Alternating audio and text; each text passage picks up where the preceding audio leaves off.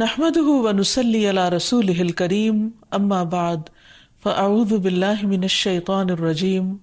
بسم الله الرحمن الرحيم رب اشرح لي صدري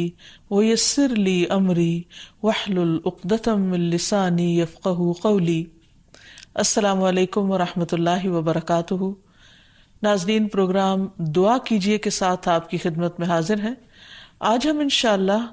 بیماری سے شفا کی دعائیں آپ کے ساتھ شیئر کریں گے۔ صحت اور بیماری انسانی زندگی کے ساتھ ساتھ ہیں۔ انسان کی زندگی کے کوئی بھی 2 دن ایک جیسے نہیں ہوتے۔ آج اگر انسان خوش ہے تو کل اداس ہوگا، اگر آج وہ اپنے جسم میں قوت محسوس کر رہا ہے تو کل بیمار ہو سکتا ہے۔ انسان کے اوپر دن میں بھی کئی بار مختلف طرح کی کیفیات گزرتی ہیں۔ کبھی انسان روحانی طور پر، جذباتی طور پر بیمار ہوتا ہے اور کبھی انسان جسمانی طور پر بیمار ہو جاتا ہے۔ بیماری کی کیفیت صحت کی کیفیت سے مختلف ہوتی ہے اور ہر انسان اس کو محسوس کر سکتا ہے۔ ایسی صورت میں انسان کو دوا کے ساتھ ساتھ اللہ سبحانہ و تعالیٰ کی طرف رجوع کرنا چاہیے اور اپنے لیے خوب خوب دعائیں کرنی چاہیے۔ بعض اوقات بیمار خود اپنے لیے دعا نہیں کر سکتا تو بیمار کی عیادت کرنے والے اور بیمار کو دیکھنے والے، اس کے دوست، رشتہ دار، عزیز، اقربا اور ایون ہسپتال کا عملہ مریض کے لیے ایسی دعائیں پڑھ سکتا ہے جو اس کے لیے شفا یابی کا ذریعہ ہو سکتی ہیں۔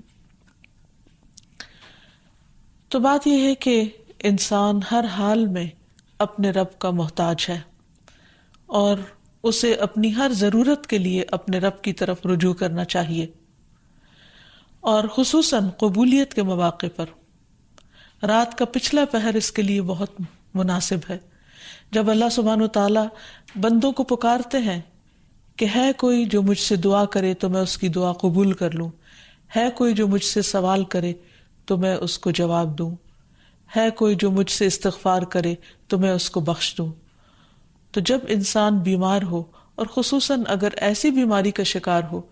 کہ جس میں بظاہر شفا کی کوئی امید نہ ہو،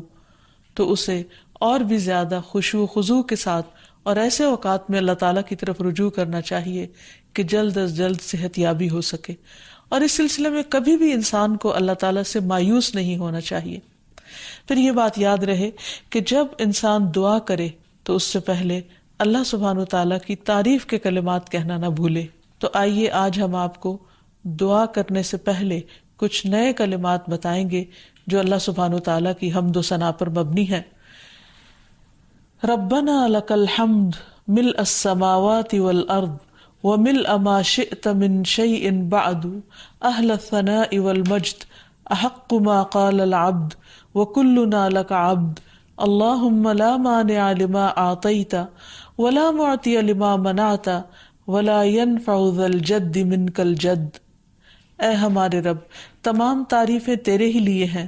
جن سے آسمان اور زمین بھر جائیں، اور اس کے بعد جو تو چاہے وہ بھی اس سے بھر جائے۔ تو ہی تعریف اور بزرگی کے لائق ہے۔ بندے جو کہتے ہیں تو ان کا سب سے زیادہ حقدار تو ہے، اور ہم سب تیرے بندے ہیں۔ اے اللہ، جسے تو عطا کرنا چاہے اس سے کوئی روک نہیں سکتا، اور جسے تو نہ دینا چاہے اسے کوئی دے نہیں سکتا،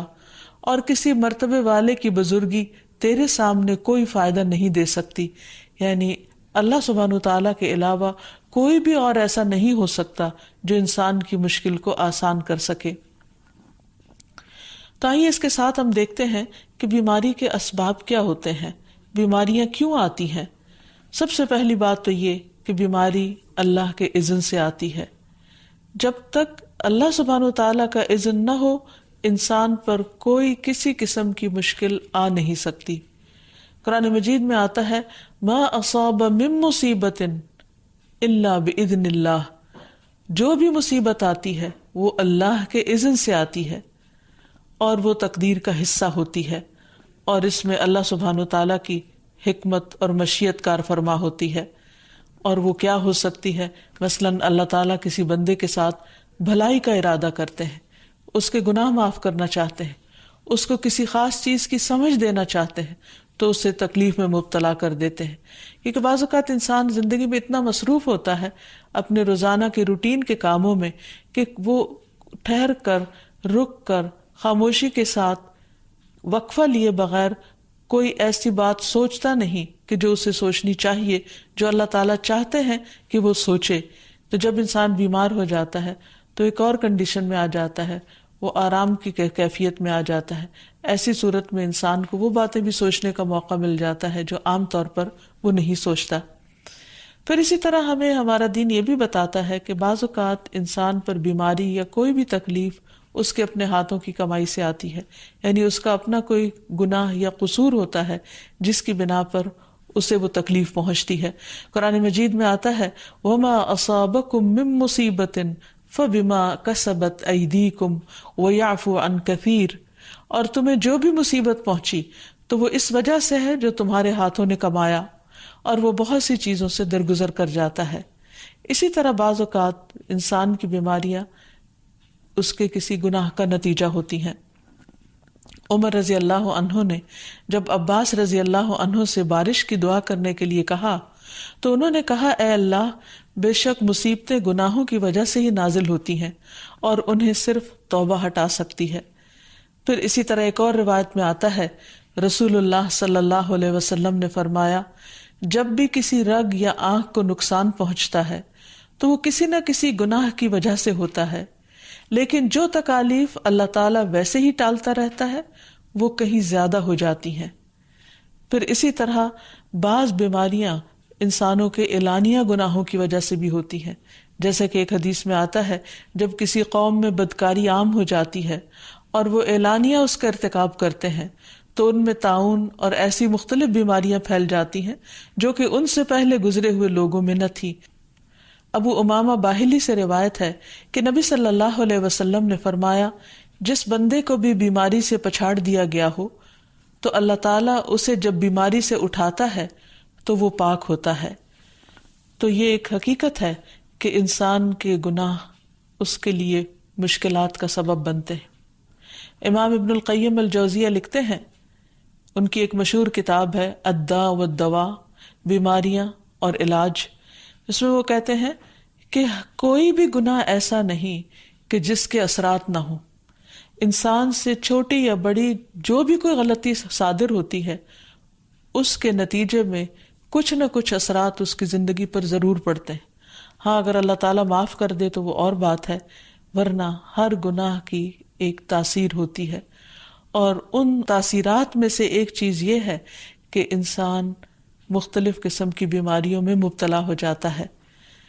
اسی لیے ہم دیکھتے ہیں کہ جب انسان بیماری میں مبتلا ہوتا ہے تو اللہ تعالیٰ اس بیماری کو اس کے گناہوں کا کفارہ بنا دیتے ہیں. جیسے حدیث میں آتا ہے کہ جس مسلمان کو کانٹا چبھے یا اس سے زیادہ کوئی تکلیف پہنچتی ہے تو اللہ تعالیٰ اس کے ذریعے اس کے گناہوں کو اس طرح دور کر دیتا ہے جس طرح درخت سے اس کے پتے جھڑتے ہیں. تو اس سے ہمیں یہ پتہ چلتا ہے کہ بیماریوں کے آنے کے مختلف اسباب ہوتے ہیں. بیماری بہرحال جس بھی وجہ سے آئے، لیکن اصل چیز دیکھنے کی یہ ہے کہ مومن کا رویہ کیا ہے. مومن کو اگر کوئی کانٹا بھی چبھتا ہے تو وہ اس پر صبر کرتا ہے. اس لیے بیماری یا تکلیف کے آنے پر انسان کو اللہ سے راضی رہنا چاہیے، شکوہ نہیں کرنا چاہیے، کیونکہ جو اللہ سے راضی ہو جاتا ہے کسی آزمائش پر، اللہ تعالیٰ بھی اس سے راضی ہو جاتا ہے. پھر اسی طرح اللہ تعالیٰ کا شکر ادا کرنا چاہیے، کیونکہ بیماری اس سے زیادہ شدید بھی ہو سکتی تھی. لہٰذا انسان کو اللہ تعالیٰ جس حال میں رکھے انسان اس پر شکر گزار رہے. پھر یہ کہ انسان کسی بھی بیماری میں کسی بھی قسم کی ہو اور زندگی کے کسی بھی حصے میں ہو اس میں مایوس نہ ہو، پر امید رہے کہ بیماری دور ہو جائے گی. پھر اسی طرح اگر بیماری طول پکڑ جائے تو انسان کو گھبرانا نہیں چاہیے، کیونکہ ہر گزرنے والا لمحہ انسان کے درجات میں اضافے کا سبب بنتا ہے اور اس کے گناہ مسلسل جھڑتے چلے جاتے ہیں حتیٰ کہ انسان بالکل پاک صاف ہو جاتا ہے. پھر اسی طرح انسان کو بیماری کی حالت میں دوسروں سے شکوے شکایات نہیں کرنی چاہیے، کیونکہ بیماری اللہ کے اذن سے آتی ہے، اور جب انسان ہر ایک کے آگے رونے لگتا ہے تو گویا وہ اللہ تعالیٰ کا شکوہ کر رہا ہوتا ہے، جو چیز اللہ تعالیٰ کو پسند نہیں. پھر اسی طرح منہ سے برے الفاظ نہیں نکالنے چاہیے، بیماریوں کو کوسنا نہیں چاہیے، اور پھر ایسے الفاظ نہیں ادا کرنے چاہیے کہ مجھے لگتا ہے کہ اس بیماری میں میری زندگی چلی جائے گی، یا یہ کہ کسی مریض کی عیادت کے لیے جا کر اس کو اس قسم کی بات نہیں کرنی چاہیے، خواہ کتنی ہی خطرناک بیماری کیوں نہ ہو، ہمیشہ اسے امید دلانے چاہیے، کیونکہ مایوسی کے الفاظ اور برے بھلے اور منفی قسم کی باتیں اللہ تعالیٰ کو پسند نہیں، اور انسان ویسے بھی جیسے سوچتا ہے پھر اس کے ایکشن اس کے مطابق ہونے لگتے ہیں۔ اب یہ ہے کہ انسان بیماری میں دوا ضرور کرے، کیونکہ حدیث میں آتا ہے کہ اللہ تعالیٰ نے کوئی بیماری ایسی نہیں اتاری جس کے لیے دوا نہ اتاری ہو۔ ہاں، جسے معلوم ہو اسے معلوم ہوتا ہے، اور جسے نہیں معلوم ہوتا اسے نہیں معلوم ہوتا۔ بعض اوقات اللہ تعالیٰ ڈاکٹر کے دل میں ڈال دیتا ہے اور اس کا علاج اس کو سمجھ میں آ جاتا ہے، اور بعض اوقات وہ بیماری لا علاج ہوتی ہے، حالانکہ اس کا علاج موجود ہوتا ہے مگر کسی کو بھی علاج سمجھ میں نہیں آتا۔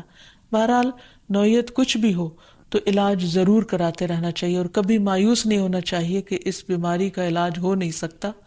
نہیں، ایک کے بعد ایک کوشش انسان کرتا رہے، اور جب اللہ کا اذن ہوگا بیماری دور ہو جائے گی۔ اور اس کے ساتھ ساتھ انسان یہ بھی یقین رکھے کہ شفا اللہ کے ہاتھ میں ہے، کسی ڈاکٹر کے ہاتھ میں نہیں، کسی انسان کے ہاتھ میں نہیں، کیونکہ جب تک اللہ کا اذن نہ ہو شفا نہیں ہو سکتی، خواہ کوئی کتنا بھی بڑا ڈاکٹر کیوں نہ ہو۔ اسی لیے نبی صلی اللہ علیہ وسلم کی دعاؤں کے آخر میں آتا ہے کہ لا شفا الا شفاؤک، کوئی شفا نہیں مگر تیری ہی شفا، یعنی جو اللہ سبحانہ وتعالیٰ اپنے بندے کو شفا عطا کرے۔ پھر اسی طرح یہ ہے کہ حضرت ابراہیم علیہ السلام نے اللہ سبحانہ وتعالیٰ کے بارے میں فرمایا تھا کہ وَإِذَا مَرِضْتُ فَهُوَ يَشْفِينِ، کہ جب میں بیمار ہوتا ہوں تو وہی مجھے شفا دیتا ہے، یعنی اللہ تعالیٰ ہی اس بیماری کو دور کرتا ہے۔ اسی طرح ایک اور روایت سے بھی پتہ چلتا ہے کہ شفا دراصل اللہ سبحانہ وتعالیٰ کے ہاتھ میں ہے۔ حضرت عائشہ سے مروی ہے کہ رسول اللہ صلی اللہ علیہ وسلم دم کیا کرتے تھے اور یہ دعا پڑھتے تھے، امسح البأس رب الناس بیدک الشفاء لا یکشف الکرب الا انت، اے لوگوں کے رب تکلیف کو دور کر دے، تیرے ہی ہاتھ میں شفا ہے، تیرے سوا اس کو دور کرنے والا اور کوئی بھی نہیں۔ پھر اسی طرح انسان جب کسی بیمار کی عیادت کے لیے جائے تو اس پر بھی دعا پڑھے اور اس کے لیے دعا کرے۔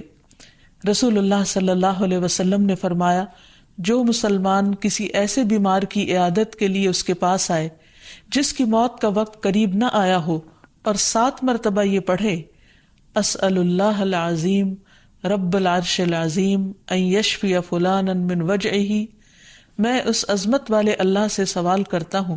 جو عرش عظیم کا رب ہے کہ فلاں کو اس کی تکلیف سے شفا عطا فرمائے، تو اللہ عز و جل اسے شفا عطا فرما دیتا ہے۔ اور پھر ہم دیکھتے ہیں کہ تمام انبیاء اپنی بیماریوں میں، تکلیفوں میں اللہ تعالیٰ کو پکارتے تھے، جیسا کہ ایوب علیہ السلام کی دعا قرآن مجید میں آتی ہے، وَأَيُّوبَ إِذْ نَادَى رَبَّهُ أَنِّي مَسَّنِيَ الضُّرُّ وَأَنْتَ أَرْحَمُ الرَّاحِمِينَ فَاسْتَجَبْنَا لَهُ